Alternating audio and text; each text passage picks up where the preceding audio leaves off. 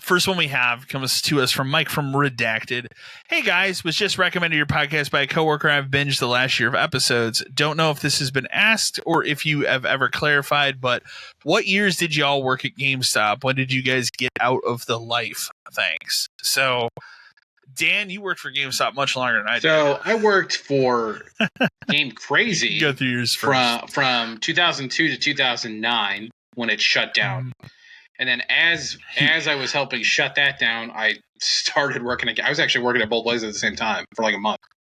And I started at GameStop from 2009 to 2011 when I became an assistant, and then like early 2012 I was a store manager until 2017 when they finally the lease was gone and it was over. Also important to note, you opened and closed the same Game Crazy I opened and closed multiple Game Crazy stores. But like the one that you were at specifically, you opened it and mine was one of the first ones in the area, and that opened July of 2002. 7/29/02 I remember because I was basically I had my interview like a week before, and I was basically told all right, show up that day, we'll get it all done. I was like, okay, cool. And I told my other job, like, I'm fucking out. And went over there, and we literally, the first day at that place was a big white box truck pulled up. And they opened the back, and it was just cardboard boxes full of shit. None of it was organized. I had to learn how to receive stuff, which back in that day, we didn't have scanners. I was going to say, probably much worse. We didn't have scanners for years. I would have to type in like PV-NIN- Super Mario Bros. And if you spelled it wrong, it didn't count. And then we actually opened that same day. It was fucking crazy because we were still setting up computers. There was like 15 people there from like other places. So I helped set that store up, and I basically worked there for like the next 2 weeks. I worked every day. Because it was like he was like, we're just paying overtime. We don't really give a shit because the store has to get up and run it. Yeah, exactly. And then so I worked there for a long time and became I was an assistant manager a month later on my 18th birthday. They basically hired me to be the assistant. And then in 2004, I became the store manager. And then for about a year, I did that. And then I told my boss, like, I want to go back to school. So I'm kind of like, I was 20. It's like, I don't want to do this right now. And I went to school for a little bit and still worked there part-time, and then came back and then was an assistant until the end and then moved over. But but in the meantime, I helped open and close Palatine. I helped open and close Schaumburg. I helped open and close Glendale Heights. The only one, did anybody last longer than us? I try to remember, because when we closed in 2009, it was basically like the company was going under. It wasn't us. Because we were inside the Hollywood Video. The Hollywood Video stayed open for years. But it was the Game Crazy, the way that company ran was fucked.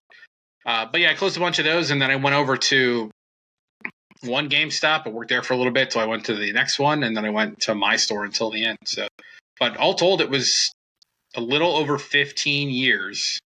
Damn, dude. Multiple positions at two different companies doing the same fucking stuff. Yeah, for me, it was...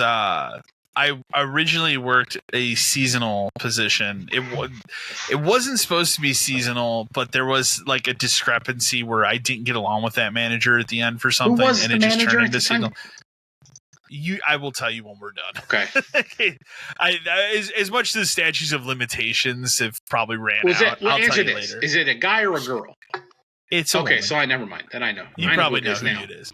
But I worked there from September till December 2006 as a seasonal employee, and then came back in 2013, and then I was there as a key holder from 2013 till 2017. I left a little bit before you, so I mean I left before you even got the word that the store was closing. But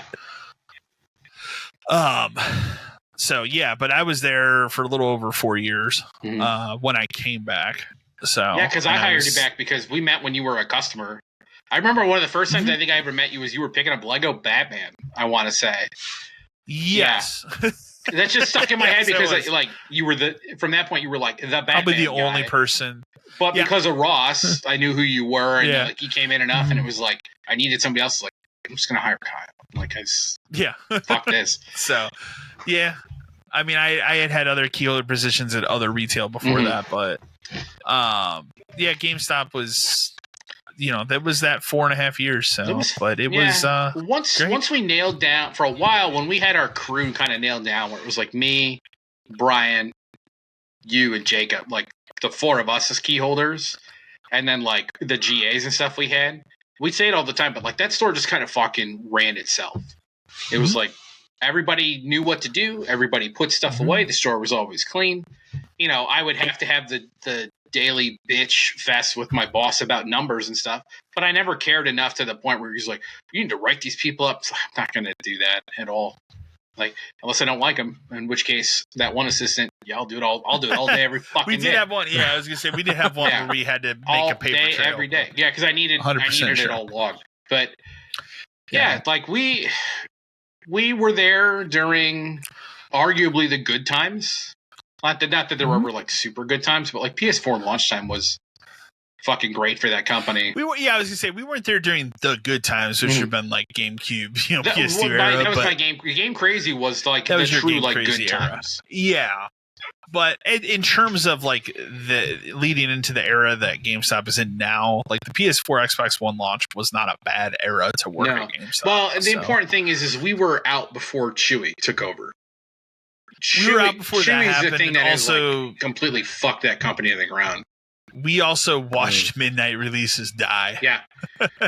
And Black Friday become like not what it was at all, too. That's the other thing we watched. I mean, I remember that first Black Friday being just insane, and by that last Black Friday, I think you and I stood there because we opened.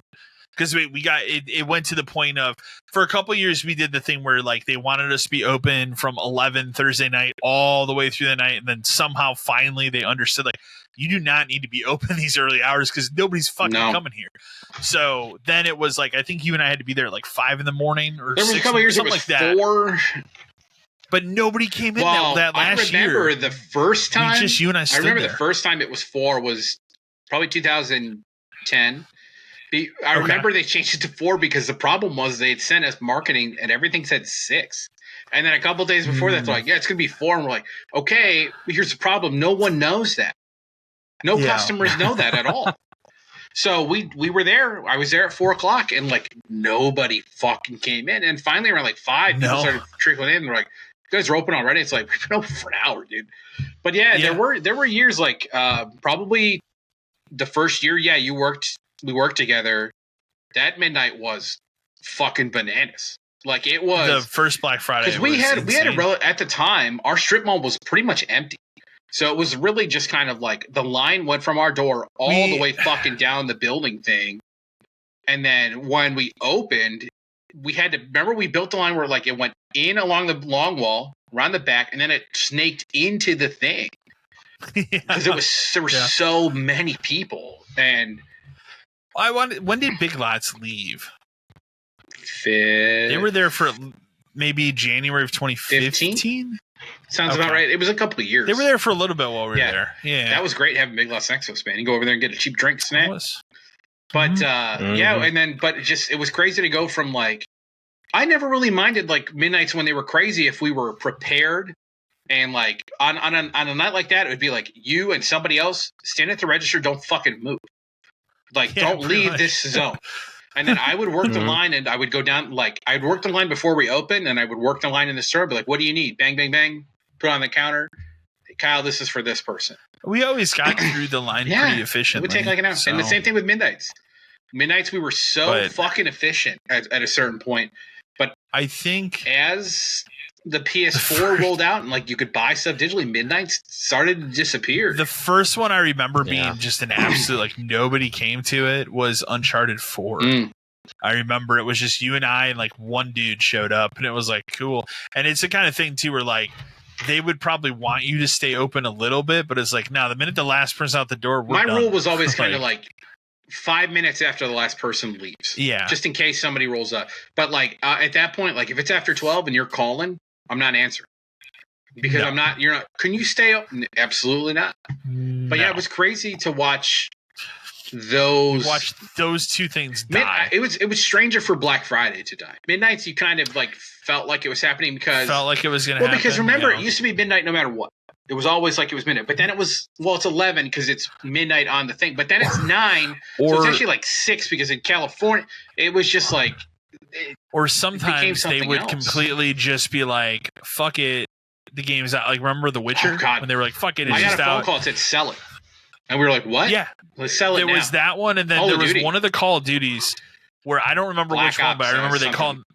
I think, and they called up there just sell it now. Called, and then I remember people calling those people back in. They were waiting outside, like, "Come sell it now." We had literally just like pre-rung somebody for it. Yeah, and then he called me and he's like, "Sell it." And I'm like, "Are you sure?" And he goes, "Yeah." Somebody sold it. Somebody broke like something happened, and like we can just sell it. I'm like, "You're 100% sure I can just give this away now?" Yeah. Okay, cool. Okay. So we went and grabbed some, and I went out and signed. I said, "If you bought it, come on in." And that was a crazy one because that was at like 4 o'clock, 5 o'clock, something really bizarre. And then you get people come in and be like, "Oh, I'm here for the midnight." It's like, it's happening now, dude. Like, and we didn't have time. Like, here's a pro tip or a little industry secret. We were supposed to call you for pre-orders and stuff. I ain't fucking calling you. Fuck you. You know when your game comes out. Come get it. Yeah. They would want us to call 200 people and to remind you that you had a pre-order for Call of Duty. It's like, they know. That's wild. I would maybe call the people who had it fully reserved if they hadn't picked it up in a couple days. Like, look, man, come get it.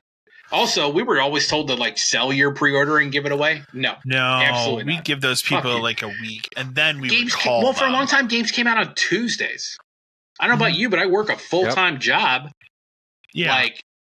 Yeah, and especially if you work. And you would have those people where you call them and be like, "Yeah, I'll be there on Friday," you know, and it's like that's all we used to tell people. It's like they'd be like, "Oh, I can come get it Saturday." Awesome, man! Thanks for telling me. And we had the little note, and I would just write like Saturday next to it. Yeah, and then generally we would hold stuff for like a week. By the time next Tuesday rolled around, put a bunch of them out. Maybe keep like 3 or 4 in the drawer. But if somebody comes in wanting to buy it, just sell it, and I'll worry about it later. Yeah, because then we'll get. Well, more. To me, the whole concept of a pre-order was. You pre-ordered it. It's yours. Yeah. The company refused to believe that. They wanted me to sell your copy that day, if that's what it meant. Oh, yeah. If we had no extra copies, I was supposed to sell your copy to somebody else. Fuck off. Yeah, it's bad. Horrible. But yeah, so we worked there quite a long time. I mean, you'd also did Target Electronics Department for a while. So like you had... So the crazy thing that happened for me was when I worked... the first time, and that would have been 06. So about 20 years ago, when I worked that seasonal job, I would work like Monday, Wednesday, Friday at GameStop, and then I would work Saturday, Sunday at Target in the electronics section selling video games, which was a huge conflict of interest. And I would have people that would come in and they'd be like, don't you work at GameStop? And I'd just fuck with them. Be like, no. And then they'd come over to GameStop and be like, do you see you at Target? No. I told you, I worked at Game Crazy and GameStop for a month at the same time. So there would be days where I would work at both places. Because I got the GameStop job because my old Game Crazy manager was running that GameStop. And when I told him, like, yeah, Game Crazy's closing, he's like, do you want a job? I said, yeah. And he goes, you can start next week if you want. I said, okay. Well, and that was the whole reason I did the GameStop thing was I had gone in there and talked to that lady, and she knew fully well that it was a conflict of interest thing. But like, I just said like, yeah, my hours at Target aren't really great right now. And it was the kind of thing like, well, I can give you hours during the week. So, and then like at the time that I left amicably, my hours picked up at Target, so like it wasn't really that big of a deal, but because they had gotten rid of all their seasonal people at that point, then they're like, we really need somebody to be in electronics. So, but that was the crazy part for me was working in that department, but then working at GameStop across the street. There'd be people who'd be like, didn't I just see you there yesterday? I said, yeah. You work here too? Oh yeah. Yep. Mm-hmm. Damn. So, but it wasn't as fun. Like obviously, it was a better time the second time I worked there than the first time. Oh, for sure. 100%. Game Crazy completely different time. Far better than GameStop ever was. I can't. GameStop wasn't terrible. The Game Crazy was a lot more fun. It seems like it was more almost of like if it had to be a chain, it was a chain, but it felt more like it was a local thing. The thing about it was they were really when I started there. That was the first time they had expanded east of like Vegas and like Portland. Yeah. And like, cause it was Movie Gallery and it was all up there, but then they bought Hollywood and everything kind of like merged together and all that stuff. So they were like, we're going to open more stores kind of in the East. So it started around here, and there was like Iowa and stuff like that.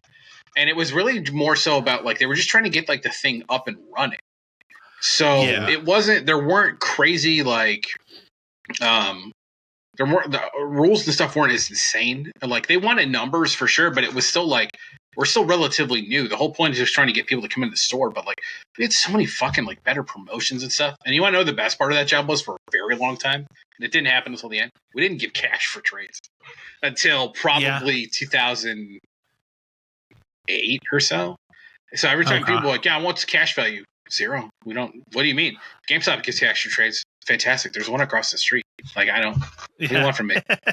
We don't do that. No, that's a. So yeah, it was really more so about like getting the company launched and like just kind of hanging out. And because we were in Hollywood Video, it was such more of like a relaxed environment because there'd be people renting movies and we were watching movies and we'd fuck around in that store constantly, even with cameras. It was a bad idea, but we did anyway. But yeah, it just wasn't anywhere. So that was also the other like bonus. You were never alone. So I mean, I would work Game Crazy shifts by myself from like open to close some days. But there'd be somebody never alone because there was always at least 2 to 3 people in the Hollywood Video working. Sometimes 5 or 6.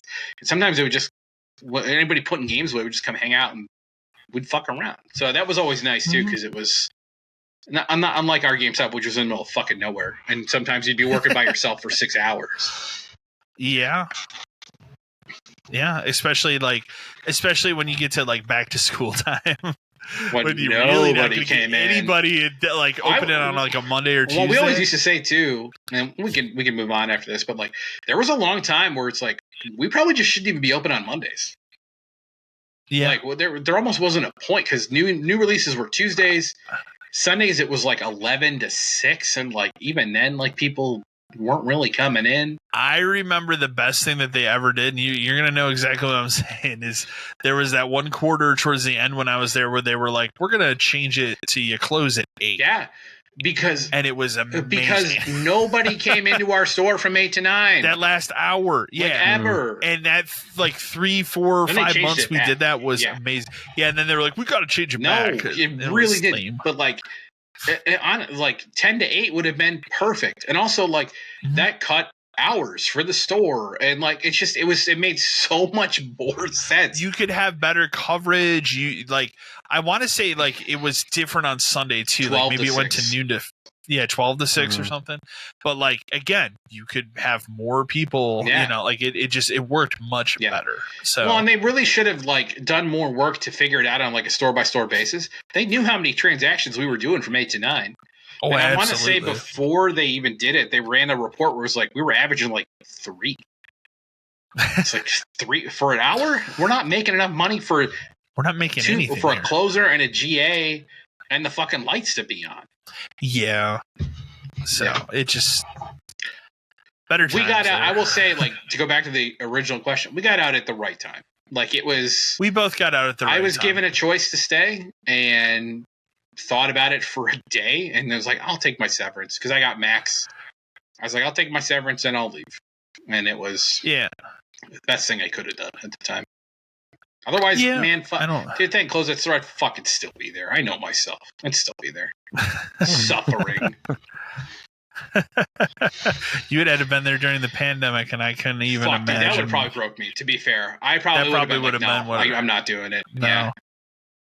Remember the whole thing when they had you print those signs to like go against law enforcement that was telling you to shut your store? They were essential business because they sold batteries and keyboards. Keyboards. Like no. You think I can get on Amazon for $10 keyboards? Fuck.